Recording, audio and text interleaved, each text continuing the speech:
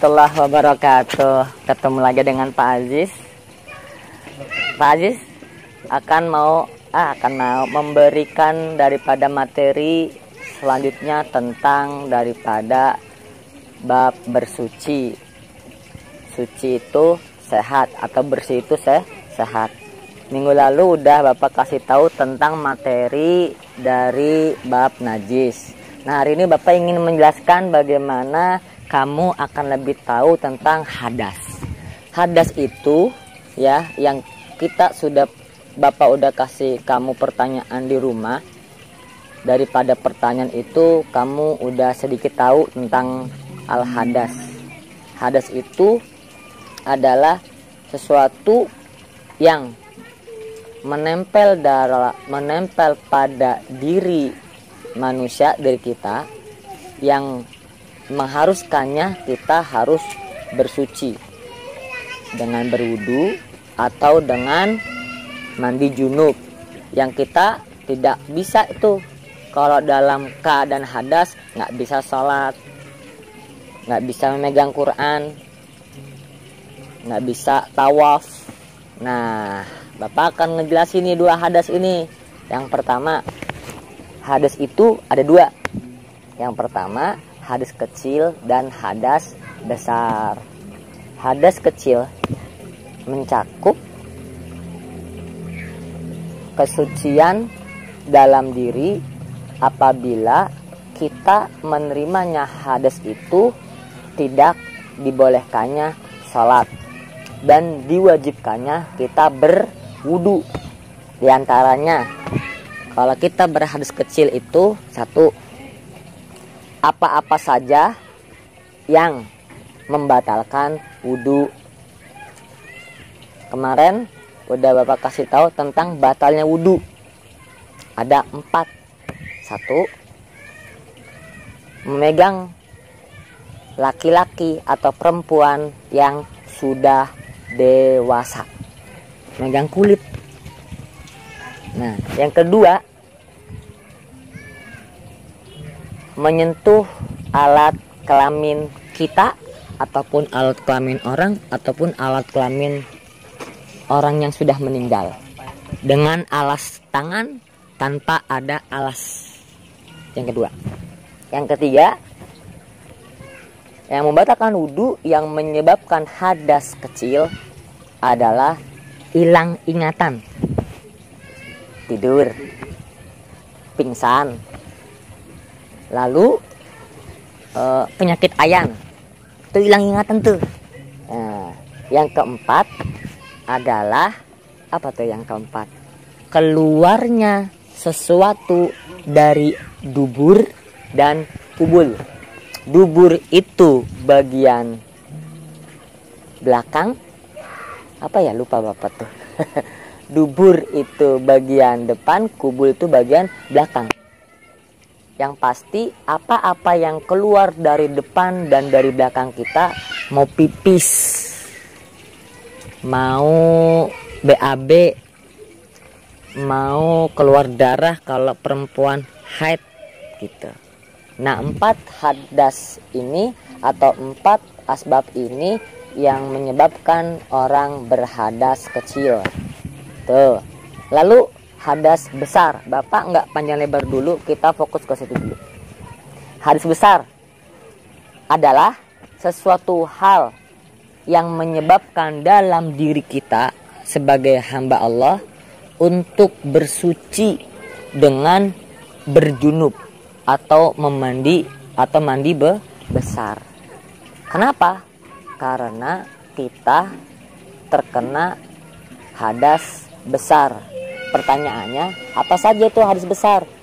Pertama, yang menyebabkan kita berhadas besar, 1 adalah kita ini mengeluarkan air mani yang disengaja ataupun tidak sengaja. Yang disengaja biasanya berjunub dengan suami istri, nanti kamu akan lebih tahu lagi hal seperti itu. Lalu yang disengaja ataupun dengan sesuatu hal kita keluarkan air mani itu ya kan. Yang kedua, perempuan yang haid,